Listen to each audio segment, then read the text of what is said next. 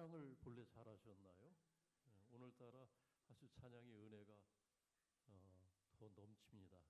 감사합니다. 사람이 나이가 들면서 후회하는 것들이 많아진다고 합니다. 어떤 한 특정한 사람의 이야기가 아니라 모든 사람이 다 그렇다고 합니다. 젊었을 때는 다 열심히 살고 또 앞을 향해서 달려가는데 바쁘다 보니까 뭐 자신을 돌이킬 시간이 없지만, 그런 마음의 여유가 없지만, 그러나 나이가 차고 나서 돌아보면서 이것저것 후회하는 것들이 많아진다고 합니다. 그런 많은 후회 가운데 공통적인 것이 몇 가지가 있는데, 그것이 어떤 것들이냐면 아마 다 공감을 하실 거예요. 일반적인 얘기입니다. 일반적인 얘기. 무엇보다도 자기 건강을 좀 챙기지 못한 것, 그것을 많은 분들이 후회한다고 합니다. 좀 더 건강하게 생활할 걸, 너무 자기 몸을 관리하지 못한 것, 그것을 후회하는 경우가 많이 있고, 또 그 중에 하나는 너무 일에만 매달려서 산 것, 그것을 또 많은 분들이 후회한다고 합니다. 좀 여유를 갖고 살지 못하는 것, 너무 바쁘게 산 것, 그것을 많은 분들이 나중에 후회한다고 합니다. 또 하나는 어떤 것이냐면 가족과 함께 시간을 많이 갖지 못한 것, 자녀들과 함께 좀 더 시간을 많이 보내지 못한 것, 추억을 좀 쌓지 못하고 살아온 것, 그것을 또 많은 분들이 아쉽게 생각을 한다고 합니다. 가족이 소중한 것 모르고 그냥 지나온 것, 그것을 아쉬워한다고 합니다. 며칠 전에 아내와 식당을 가서 식사를 하는데 식사 시간이 되어서 자리가 거의 다 찼어요. 그런데 자리가 찼는데 그렇게 많은 사람들이 식당 안에 삼삼오오 앉아서 주문을 하고 식사를 기다리는데 조용했습니다. 누구도 대화하는 소리가 안 들렸어요. 아주 엄숙한 분위기였습니다. 엄숙한. 네. 왜 그렇게 많은 사람들이 식당에 있는데 조용하고 무거운 침묵 같은 그런 엄숙한 분위기가 되었을까요? 왜 그럴까요? 네. 아무도 입을 열어서 대화하는 사람들이 없었습니다. 이유가 있죠. 둘러보니까 다들 하나같이 스마트폰의 시선이 딱 고정돼 있었어요. 너나 할 것 없이. 어느 집은 가정이 이렇게 온 것 같아요. 부부와 두 자녀가 왔는데 다 스마트폰을 꺼내서 무언가를 검색을 하거나 보고 있었습니다. 친구와 온 팀들도 그랬고, 또 남녀가 서로 연인 사이인 것 같은데 그들도 예외가 아니었습니다. 저도 모르게 호주머니에서 스마트폰을 꺼내려고 만지작거리다가 그 모습을 보고 나는 달라야 되겠다 생각을 해서 슬쩍 스마트폰을 다시 호주머니에 집어넣고 아내에게 말해봤어요. 한번 둘러보라고. 다 스마트폰 보고 있다고. 그걸 보면서 아내의 얼굴을 올려다봤어요. 그리고 저를 쳐다보는 또 아내의 시선을 볼 수 있었습니다. 그 순간순간 하나가 얼마나 소중한 시간입니까? 지나고 보면은 그 모든 것들이 소중한 순간이고 소중한 그런 일들인데, 우리는 소중한 것들을 소중하지 아닌 것처럼 흘려보내고 살다 보면은 나중에 후회할 것들이 점점 많아지게 됩니다. 우리가 그렇게 살고 있는 거예요. 그렇게.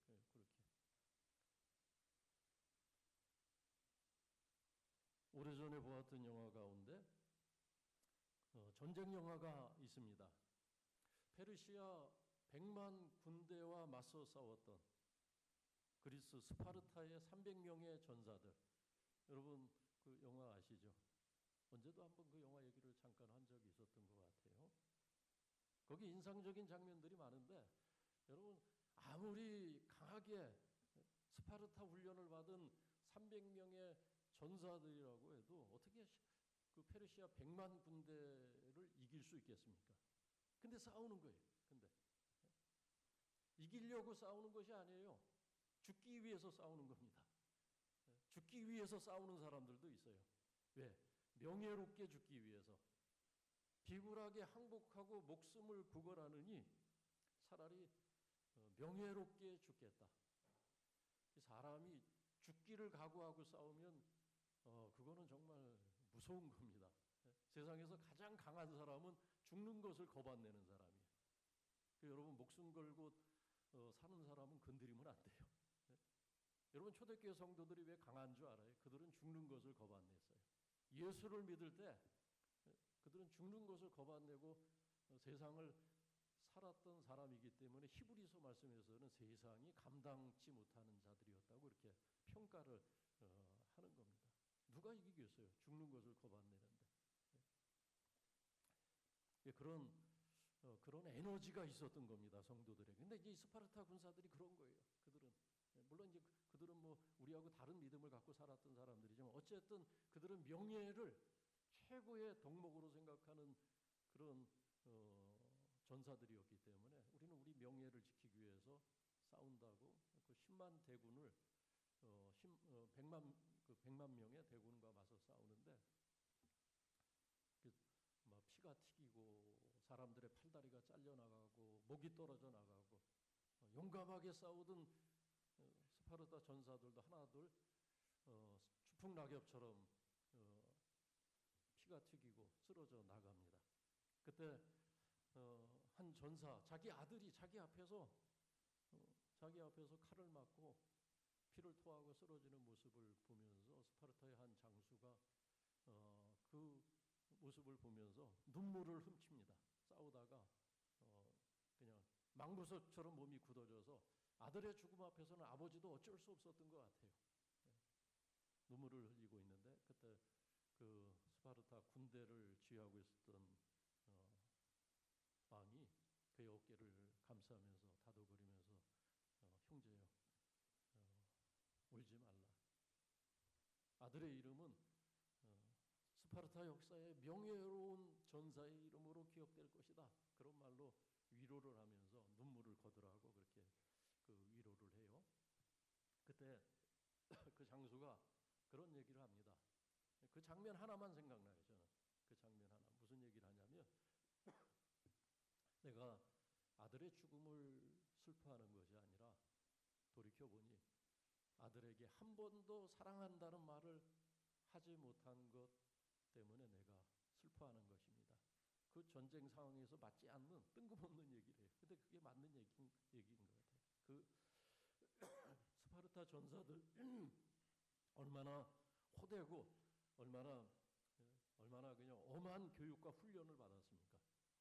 그런 문화, 그런 환경에서 부모는 자식에게 사랑한다는 말도 사치처럼 여겼던 것 같아요. 그런 말을 하지 않았던 것 같아요. 그러니까 지금 와서 생각하니까 그것이 가장 가슴 아픈 일이 되었다. 명예롭게 죽는 것. 그들은 이미 목숨을 내놓은 것이기 때문에 죽고 사는 것을 초월한 사람들이 죽는 것은 문제가 아닌데 평생을 살면서 따뜻한 말 한마디 건네지 못한 것.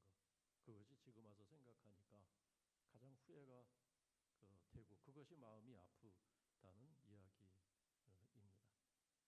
우리가 어쩌면 그렇게 살고 있지 않습니까? 뭔가 열심히는 사는 것 같은데 열심히는 각자 다 살아가고 있는 것 같은데 뭔가 중요한 것을 잃어버리고 한 번도 사랑한다고 진지하게 얘기하지 못하고 한 번도 감사하다는 마음을 전하지 못하고 한 번도 그 순종하지 못하고 한 번도 결단하지 못하고 한 번도 무릎 꿇고 진지하게 하나님 앞에 기도하지 못하고 우리는 뭔가 바쁘게 분주하게 움직이는 것 같은데 중요한 것을 잃어버리고 살고 있다. 그러다 보니까 이제 나중에 이것저것 후회스러운 것들이 많은 것입니다. 여러분 지난주 우리가 매일 성경 묵상한 에베소 교회 이야기 여러분도 기억하시죠? 에베소 교회는 참 훌륭한 교회였어요.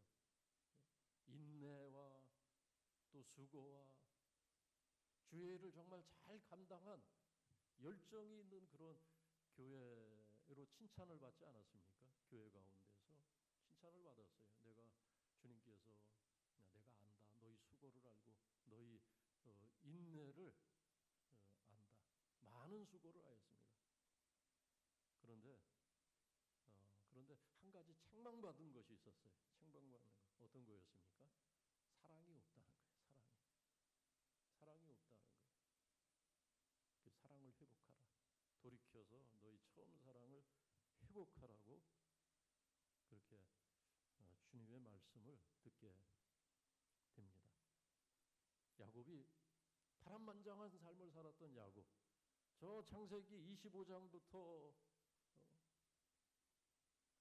그의 이름이 등장을 해서 지금 50장까지 우리는 창세기의 각 장마다 야곱의 그림자가 드리워져 있습니다. 하나님은 이 야곱을 통해서 우리에게 많은 것을 이야기하고 계세요. 많은 것을. 야곱은 파란만장한 삶을 살았고 그는 자기 삶을 돌아보면서 어떤 후회를 했을까 한번 상상을 해보시기 바랍니다.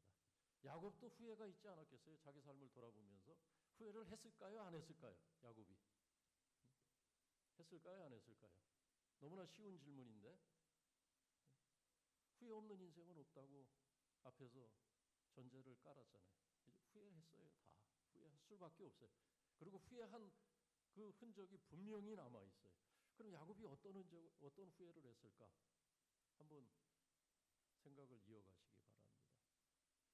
47장에서 야곱은 그런 얘기예요. 자기 인생을 자기가 130여 년 지나온 인생을 돌아보면서 자기 인생을 딱 한마디로 그렇게 요약을 했습니다. 자기 인생을. 어떤 인생 살았다고 했습니까? 나는 행복한 인생을 살았습니다.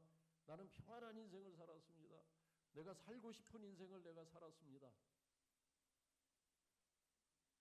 그런 이야기를 했으면 그건 후회가 없는 인생이에요. 그죠? 그 만족한 인생입니다. 우린 다 그런 삶을 좀 살았으면 얼마나 좋겠어요. 우리 인생 다 살 만큼 살고 났을 때 세상 앞에서 또 자녀들 앞에서 떳떳하게 나는 참 행복하게 살았다. 나는 참 모자람 없이 살았다. 근데 야곱은 그렇게 고백하지 않았습니다. 뭐라고 고백했습니까? 나는 험악한 세월을 보냈습니다. 험악한 세월을 보냈다는 거예요. 다시 살라고 하면 또 험악한 세월을 살겠다는 이야기입니까? 아니죠. 그러니까 후회가 되는 거예요. 후회가. 다시 살면 자신이 살아온, 자신이 선택하면서 했던 그 선택 다시는 하지 않겠다는 거예요. 왜 야곱을 좋아하는지 모르겠어요. 우리 한국교회 성도들이 야곱을 가장 좋아한대요. 그게 뭐 찬양도 야곱의 축복 이런 게 있잖아요. 그 뭔가 야곱을 오해하는 겁니다. 여러분이 야곱을 존경할지 몰라도 야곱은 자기 삶을 다시 살고 싶어 하지 않는 사람이에요. 그러니까 내가 험악한 세월 살았습니다. 그 얘기 아니겠어요? 근데 그럼 야곱이 왜 험악한 세월을 살았을까? 왜 자기가 살고 싶지 않은 삶을 살았을까? 야곱만큼 열심히 산 사람이 어디 있겠습니까? 야곱만큼 그렇게 그 열정과 정말 주야를 가리지 않고 달려간 사람이 야곱이에요. 야곱이 그런 사람이에요. 누구보다도 열심히 남달랐던 정말 전차를 달고 달려가는 에너자이저 그런 사람이 야곱이에요. 근데 그의 삶에 딱 하나 문제가 있어요. 그것이 뭐냐면은 야곱이 나중에 그것을 깨닫게 돼요. 나중에. 그것이 뭐냐면 야곱은 자기의 욕망을 하나님이 주신 꿈으로 착각한 것, 자기 욕망에 끌려서 산 것, 야곱의 욕망이 문제였습니다. 그는 욕망과 하나님의 비전을 착각을 했어요. 그는 하나님의 축복과 세상에서의 번영을 착각을 했어요.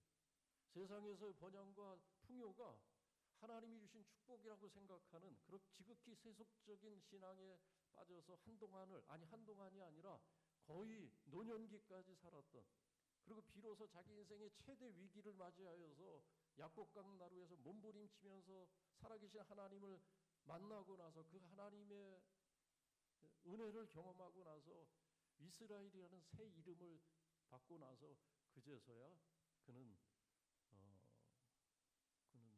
영적인 철이 들기 시작합니다. 그래서 나중에 이제 그런 그의 마음에 큰 회심이 일어나고 나서 나중에 요셉에게 그리고 12아들들에게 하는 유언이 가능했던 겁니다. 12아들들에게, 자녀들에게 앞에서 보았지만 했던 유언이 뭡니까? 나는 죽으나 나는 죽는다는 거예요. 그러나 하나님은, 너희 조상의 하나님, 나의 하나님은 너희와 함께 하시고 너희를 인도할 것이고 그리고 너희를 돌이켜서 너희 조상의 땅, 하나님이 주리라 하신 그 땅으로 돌아가게 할 거다.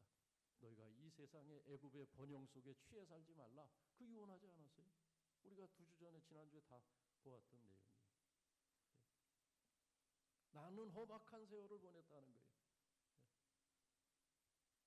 그러나 나는 그래서 이렇게 미련을 갖고 죽지만은, 그러나 나의 하나님이 너희와 함께 할 것이고, 3가지를 알려주죠. 하나님은 너희를 떠나지 않는다. 어쩌면은 야곱은 그것을 삶으로 체험한 거죠. 참 신기한 것은 야곱이 그렇게 잘못된 선택을 수도 없이 많이 하고 자기 욕망에 끌려서 살아갔는데, 그러니까 주변하고 다 부딪히잖아요. 그죠? 야곱 주변에서 야곱 때문에 상처 안 받는 사람들이 없어요. 왜 야곱을 존경하는지 이해가 안 돼요. 지금도 또 얘기하지만 아버지가 상처받고 이삭이 상처받고 아버지 속여서 나중에 에서가 그 아버지 앞에서 내 아버지여 내 아버지 하면서 탄식하면서 울며 나에게도 축복하옵소서 하면서 그 에서가 탄식할 때 그제서야 그 이삭은 아들 야곱에게 속았다는 것을 알고 야곱도 탄식하지 않습니다. 내가 너에게 축복할 것이 없다. 내가 속아서 내 동생 야곱을 축복하였기 때문에 너에게 줄 축복이 없다는 거예요. 사람이 입에서 한번 나가면 그것을 취소 못한다고, 그것은 거둬들일 수 없는 것으로 성경의 인물들은 생각을 했어요. 그래서 장자의 축복을 이미 야곱에게 했기 때문에 너에게 줄 축복이 없다는 거예요. 그때 이 이삭이 아들 에서를 얼마나 소중한 장남으로 생각을 했습니까? 상처받았어요. 그때. 그 어머니는 또 어떻겠어요? 그 어머니 리브가 그렇게 알뜰하게 챙기고 정말 금쪽처럼 여기는 그런 아들 20년 이상 멀리 떠나보내고 만나지 못하는 그런 어머니의 아픔, 다 야곱의 잘못된 선택 때문에 그렇습니다. 나중에 또 하란에서 그 사촌 형제들과의 갈등, 불화, 그래서 야반도주 하잖아요. 야반도주. 그래서 20년 동안 다 호영호재하면서 산 것 같은데 그렇게 살질 못했어요. 그 안에서도 뭔가 자기 재산 불리는데 재미를 들려서, 그러니까 그 사촌들하고 결국 그 재산 문제로 갈등이 일어나고, 삼촌 나반도 불편한 사람이 되고 관계가 석연치 않아지고, 오죽하면은 야반도주 했겠습니까? 야반도주. 그리고 아내들 사이에서도의 그 불편함, 불협화음. 또 그 아들들은 또 어때요? 그 아들들. 아버지에 대한 섭섭함이, 서운함이 말로 다 할 수가 없었어요. 그러니까 그 분노가, 아버지에 대한 그 분노가 누구에게 폭발했어요? 요셉에게 폭발한 거예요. 요셉에게. 요셉 때문이다. 우리 아버지가 저렇게 잘못된 것이 요셉 때문이다. 그렇게 생각을 해서 요셉이 고생을 하게 됩니다. 하여튼 이 야곱 주변에는 평안한 사람이 없어요. 그게 다 왜 그러냐면 야곱의 잘못된 신앙. 하나님께 구하는 것 같은데, 기도하는 것 같은데, 그는 늘 사람이 욕심으로 구하면 하나님이 듣지 않으신다고 했는데, 축복은 하나님이 주시는 것인데 그는 축복을 쟁취하는 것으로 생각했어요. 내가 싸워서 이겨서 경쟁해서 얻는 것이다. 가만히 있어도 축복받을 터인데 이미 하나님께서 아브라함에게 약속하시고 그 아버지 이삭에게 약속하신 하나님의 언약을 순전한 마음으로 믿는 그런 믿음이 그에게 있었으면 그는 좀 편안하게 살아도 돼요. 조용하게 순리에 맡기고 하나님 뜻에 맡기고 조용하게 살아도 하나님께서 자신의 인생을 인도하실 터인데 그는 자기 인생을 다 설계하고 그러고 나서 하나님 도와주세요 이 꼴이에요. 자기가 살고 싶은 삶을 다 정해놓고 그러고 나서 하나님을 하나님의 뜻을 구한 것이 아니라 하나님의 도움을 받으려고 했던 겁니다. 자기 욕망을 채울 수 있는 수단으로 하나님을 동원을 했던 거죠. 그러니까 주변 사람들이 다 힘든 거예요. 근데 놀라운 것은 그럼에도 불구하고 그 야곱을 하나님께서 떠나지 않으신다는 겁니다. 야곱을 하나님은 포기하지 않으세요. 끊임없이 야곱의 인생에 개입하시고 간섭하시고 도우시고 야곱을 챙기시는 그 하나님의 모습을 우리가 계속해서 그 야곱의 인생에서 봅니다. 야곱이 남다른 그런 믿음이 있어서 야곱이 우리의 본이 되어서 우리가 하나님을 섬기는데 모델이 될 수 있는 그런 사람이기 때문에 창세기에 그렇게 야곱을 전면에 내세운 것이 아닙니다. 반대예요. 이 야곱을 통해서 하나님은 당신의 신실하심을 가장 잘 보여줄 수 있는 하나님께서 약속하신 그 말씀을 하나님께서는 포기하지 아니하시고 우리의 연약함과 우리의 잘못된 선택에도 불구하고 우리의 허물에도 불구하고 하나님이 약속하신 것은 반드시 이루신다고 하는 하나님의 긍휼과 하나님의 은혜, 하나님의 신실하심을 가장 잘 보여줄 수 있는 사람이 그 교보제가 되는 사람이 이 야곱이에요. 이래도 내가 그를 버리지 않는다는 거예요. 이런 인간이라도 하나님께서 책임지시겠다고 한 그 자손들을 하나님이 버리지 아니하신다는 것. 아브라함과 맺으신 그 언약. 내가 너로 민족을 이룰 것이다. 큰 민족을 이룰 것이다. 내 자녀들로 내가 열국이 복을 받게 하겠다. 하나님이 그 조부와 아버지와 맺으신 언약이 있어요. 하나님이 약속하신 것이기 때문에 하나님이 책임져 주시는 거예요. 그렇게까지 그런 자기 욕망에 취해서 살아가는 인생일지라도 하나님이 계속해서 그의 걸음을 수정하면서 그의 잘못된 선택들을 막아주면서 계속해서 하나님이 나타나시는 베델에서 나타나시고 하란에서 나타나시고 브엘사바에서 나타나시고 세겜에서 나타나시고 하나님이 나타나신 데는 다 야곱이 자기 잘못된 선택 때문에 인생에 그런 막다른 골목에 서 있는 것 같은 좌절과 슬픔을 느꼈을 때, 고독을 느꼈을 때, 그때 하나님께서 야곱을 만나 주시고 그가 가야 할 길을 열어주시지 않습니까? 끊임없이 하나님은 야곱에게 가이드가 되시고 헬퍼가 되시고 카운슬러가 되시고 돕는 자가 되시는 그 하나님의 신실하심, 하나님의 긍휼을 이 야곱을 통해서 우리에게 보여주시는 겁니다. 그래서 야곱이 그런 유언이 가능했던 거예요. 자신의 인생 돌아보면서 나를 인도하신 이가 하나님이구나. 그래서 나는 떠나나 하나님은 내가 나를 인도하신 것처럼 너희를 인도하실 것이다. 나와 함께 하신 것처럼 너희와 함께 하실 것이다. 나를 돌아가게 하실 것처럼 나를 가나안 땅에 하나님께서 약속하신 그 땅에 돌이켜서 나를 그곳에 가시게 할 것처럼 너희도 그곳으로 인도할 것이다. 그러므로 이 세상에 취해서 살지 말라는 거예요. 이 세상의 풍요에 여러분 애굽이 얼마나 풍요로운 땅이었습니까? 더군다나 요셉의 덕에 그 아들들은 누려보지 못한 그런 풍요를 누리면서 먹어보지 못한 그런 음식을 먹으면서 정말 남부럽지 않은 그런 삶을 누릴 수가 있었습니다. 그런 그들에게 애굽의 풍요에 빠져 살지 말라는 거예요. 이 세대의 풍습에 빠져 살지 말고 너희가 가야 될 본향을 품고 살라는 겁니다. 그래서 야곱이 자기 죽음을 앞두고 그는 큰 감사가 있었어요. 큰 감사가. 어떤 감사입니까? 다 그의 유언 속에 담겨 있는 것이죠. 자기 인생 돌아보면 지금까지 하나님이 자신의 인생을 이끌어 주신 것,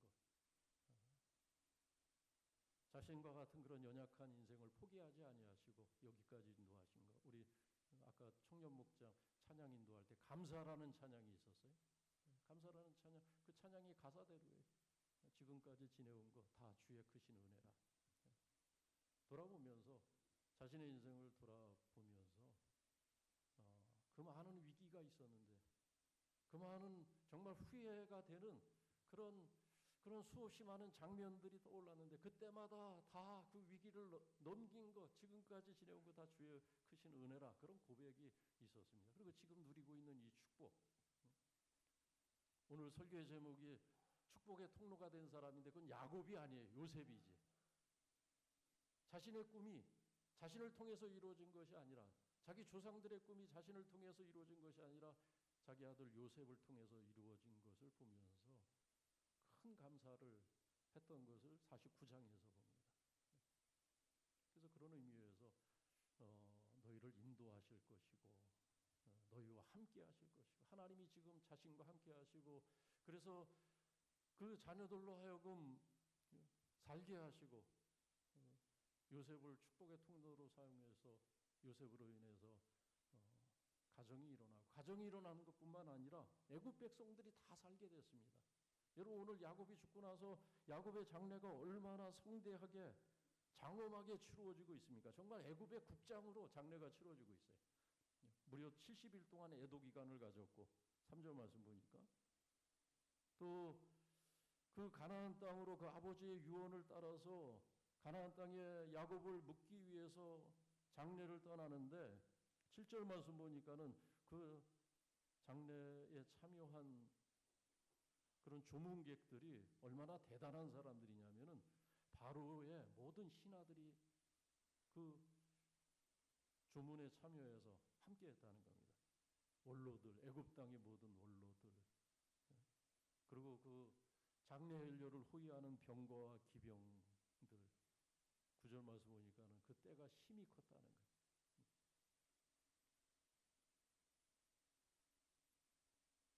야곱을 존경해서 그랬겠습니까? 야곱 때문이 아니에요.